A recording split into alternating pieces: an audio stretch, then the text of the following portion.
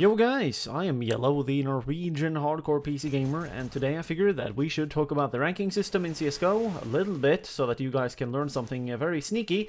That's aside from this gameplay also, in which I was able to get to Global Elite for the last time, in which this happened before 2 of the insane VAC ban waves that has recently gone down, so go figure. I'm pretty happy about that performance, considering I was able to get to Global Elite while streaming in this gameplay right here, while being tired, while playing on a map that I'm not too good at, in which I was still a useful teammate. So if there's anything that you guys gotta try and focus on here, it is to not really put down your teammates even if they are doing badly, and that's outright aside from just getting discouraged yourself and not playing your own game properly. Giving a good call or being able to still get key frags even if you aren't doing that good in a specific case scenario, that will still allow you to do good for your team, and that means that if you can get enough rounds, you might be able to get positive elo in the end of the game, in which means that you can maybe rank up, which was what happened in this gameplay right here. Now, I've obviously offline and all that sort of stuff been playing more games as of late, and I'm clearly Global Elite, so that's pretty fun to take a note of.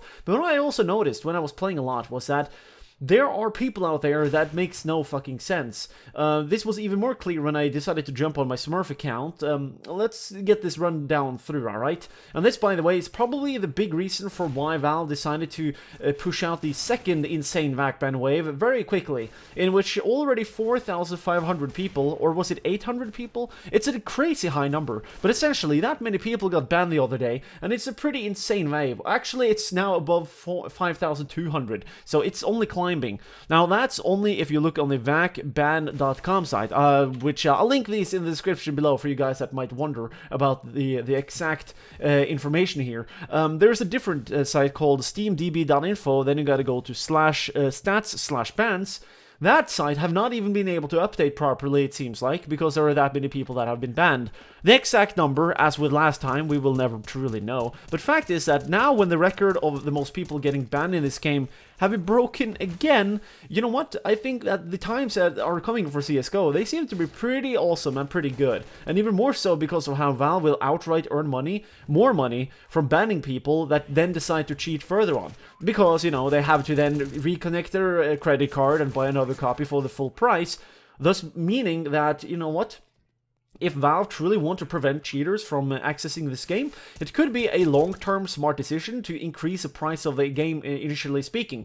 The only people that truly rebuy the game will be cheaters regardless, so if they, for example, in that scenario, only get to buy the game with a proper credit card, not some sort of bullshit, and they only get to buy like one copy, let's say, before they gotta get banned, and then they can, you know, only get access if they buy another one, Valve can fucking swim in money, I would imagine, in the long term. And that can only be good for cheat development, which leads me to what I almost forgot that I was gonna mention initially, and that is that these waves, they actually explain a lot of the recent distortion that we had with the ranks. The theory behind it is pretty basic, alright? So let's say that you are a person with like a slight serious case of very, very heavy brain damage, and you decide to cheat, and then you get banned, obviously, because you're terrible at the game, and it's pretty very obvious that you were cheating, and you decide to buy the copy again. Well, you after your replacement games, there is a big probability that you will land on really shitty ranks, but if you are, for example, not a super heavy cheater, you just use it every now and then, which, by the way, is still cheating, you're still a scumbag for doing that, in that scenario, you will then have to, you got no choice, you will have to be, like, plowing through the ranks, and what that means for everybody else that you ever meet, or everybody else on your team that does not cheat, is that they will unjustly get up-ranked and deranked, thus creating a lot of distortion when a ton of people are cheating and blowing through the ranks, essentially. They're causing a lot of turbulence, is what I would like to call it, in which the only way you can truly get around this will be to, for example, play a lot in maybe a couple of few days, just binge play, if that word makes any sense there, just right after one of these, for example, VAC ban waves have hit, that will truly help a lot. Or what you can also do will be to maybe wait a little bit until the cheaters have stabilized a bit more, and then you try and play a little bit more as well. You see, the reason for why you would like to wait for the stability to come into place is because of how the actual mentality and the kind of level, mentally speaking, of the players that you are meeting, they they will be even more insane and distorted when the system is in chaos because of how cheaters are blasting through the ranks.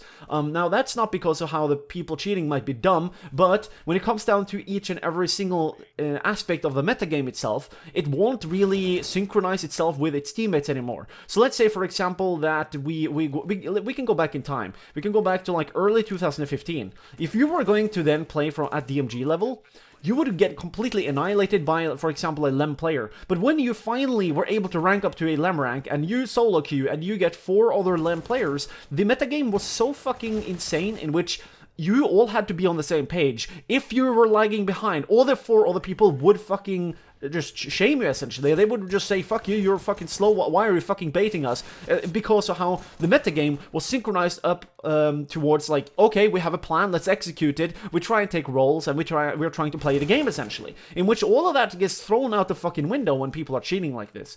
So hopefully you guys enjoy this video, and hopefully you learn something about how the ranks and all that jazz works out, in which I can only wish you guys good luck, and hopefully you can get to report a lot of cheaters in the future, as you might meet them, in which, yeah, I met a couple the other day, so I'm not too happy about that scenario and situation either. Anyways, thanks for watching. Here are 2 related videos if you want to get smarter or better at CSGO. If you want to support this lovely YouTube channel, I would recommend you to become a Patreon. That way you're supporting a channel a lot of other people also do enjoy. If you want to follow me whenever I do go live and stream these very games, I would recommend you to follow me on Twitch or Twitter or Facebook. I'll post an annotation normally whenever I do go live, so yeah, go figure. Anyways, thanks for watching, have a nice day, and don't get beastified when you play.